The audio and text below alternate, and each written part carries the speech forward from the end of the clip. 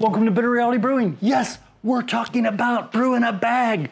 And I'm gonna tell you exactly something you need if you want to do brewing a bag, maximize the pros, take out some of the cons in not just the Anvil Foundry, but the Brezilla Gen 4, the Mash and Boil, the Vever, all those different systems out there. This is huge, okay? I'm gonna jump into the meat and potatoes, and then I'm gonna give you details of like why you don't wanna use this inside your malt pipe. You wanna just put it in here, but you don't want it to touch the bottom and burn. That's right, you don't wanna damage it. So I'm gonna jump into it right away. First of all, if you've ever bought a brew in a bag, and it is not a brew bag, or the brew bag actually is the brand, the brew bag. Yeah, you're like buying disposable underwear, I'm telling you, you just are, okay? The brew in a bag is like your favorite pair of blue jeans or something that's just gonna last a very, very long time, if not forever, if you take care of it and treat it well and don't let it get burnt. Yeah, that's the next step. So brew in a bag, or the brew bag is the brand. And yes, I'll leave a link. And no, it's not an affiliate link. Don't think I have one for that. Yeah, and that works, like I said, you can put that in most of the all-in-one systems and use it as your brew in a bag. And it's got these great handles too, 4 handles. So if you get a pulley system, or you buy a cheap pulley system, or you wanna get a fancy pulley system, it'll work. Now, this is the part that I see on the forums where people are recommending something, and there's a few people out there that I definitely appreciate and thank them for recommending this, because I did a bunch of research and this is one of the most affordable false bottoms I could find. No, it wasn't designed for that. I even forgot what it was designed for, but it fits in the Brezilla Gen 4. It fits in the Anvil Foundry. It fits in anything that's bigger than 11 inches wide. That's right. And why is this one better than most? And I'll explain that, because there is a reason why this one won't damage your system like, there's a few out there that could definitely cause some problems. So it's stainless steel, and some of you who understand how the burners are configured probably already see the reason why this will work over some of the others. Okay, this is gonna not make you have to use the malt pipe, because it's gonna keep your bag off the bottom so it doesn't burn or singe or get damaged. Especially if you're using one of those systems out there with a high density burner where you could get some intense heat and it's gonna damage it. You're not gonna have to worry about that if you have something like the Anvil Foundry or the Brezilla Gen 4. I believe the Gen 3 also had low density, but a little less likely. It can still happen, but less likely. So the reason I recommend this one, other than of course stainless steel, really beautiful, it fits in most systems. Like I said, it's 11 inch, measure your width, your mileage may vary. There's no center support. And this thing is kind of bowed. It's bowed up. The way they welded it together, it's bowed, so that you don't have to worry about it being pushed in easily. It's freaking durable. It's like great quality for the price. And yes, this I will leave an affiliate link to Amazon. Throw me a couple nickels, definitely appreciate it. Got some bills to pay, you know what I'm saying?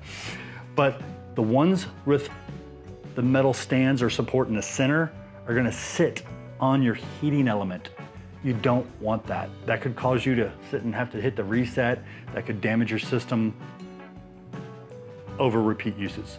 So yeah, this is the way to go. If you get a system like this that has the little tabs on the outside, it'll work too. Just the key is I have yet to see a unit like this that has heating elements on the very outer edge. They're almost all in the middle or center. You know what I mean by middle, the mid-circling inward. They're not on that outer edge. And that outer edge, you can set these on and you're not hitting direct heat from the burners. Why do you want something like this? Well, other than it's gonna keep your brew in a bag from burning and getting damaged, and no, you shouldn't be boiling with your brew in a bag in there, but then you won't need your malt pipe. And why would you not need your malt pipe? Well, kind of redundant, and you're getting more cons than pros. Each of these systems has a pro and con, or pros and cons. But I feel like when you put the brew in a bag in here, you're just getting more of the cons on both systems. You're kind of creating a double filter, which is gonna slow down some issues. It's also, the whole reason I understand most people do brew in a bag is for 2 reasons. One, you're increasing your grain capacity in the system. So the limitations you have from whatever your malt pipe may say, you're exceeding those limitations with something like this. Number 2, yeah, see that? You're filtering everywhere. So as it's flowing, there's no dead spots like there is with a malt pipe. So on a lot of systems, there's a dead spot up here, okay? Some systems less, some systems more, but there is a dead space. That's why I do that lift to let that water go down, get in there and kind of absorb more of those sugars and carbs from all the lovely grains. Now, I will give you a con on here to be aware of if you haven't done the brew in a bag before. You definitely want to kind of reach down in there and do a little stir, maybe about halfway through, if not first 15 minutes, and then do it another 15 minutes. The problem is a lot of people will mash into a brew in a bag very quickly. You shouldn't do that on brew in a bag, just like you shouldn't do it on the malt pipe. The key is though, is if you're pulling up on this and you're not letting it sit relaxed, or you're trying to maximize your grain bill to the very crazy top of the line, you're gonna compress some of those grains and you're not gonna get as good of circulation had you held back. It can happen on the malt pipe too. If you're pumping it and pushing all those grains down in there and trying to maximize it, yeah, you're gonna have less water to grain ratio, which is going to reduce some of your efficiencies. Yeah, and you could get channeling, and that channeling is going to avoid areas where you have grain and you're not gonna get those. Doing that little bit of stir, which even John Blickman recommends on his system, reaching in and just doing a little bit of a stir on the top half, is gonna help break up some of those grains and prevent that channeling and allow for more of the sugars to get rinsed off of those grains.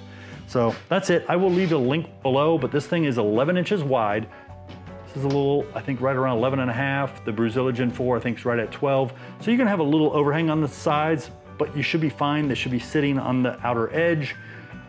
There's some space maybe, but it won't be sitting on the burners, which is a good thing. Yeah, very affordable. Yeah, cheers, appreciate you, thank you.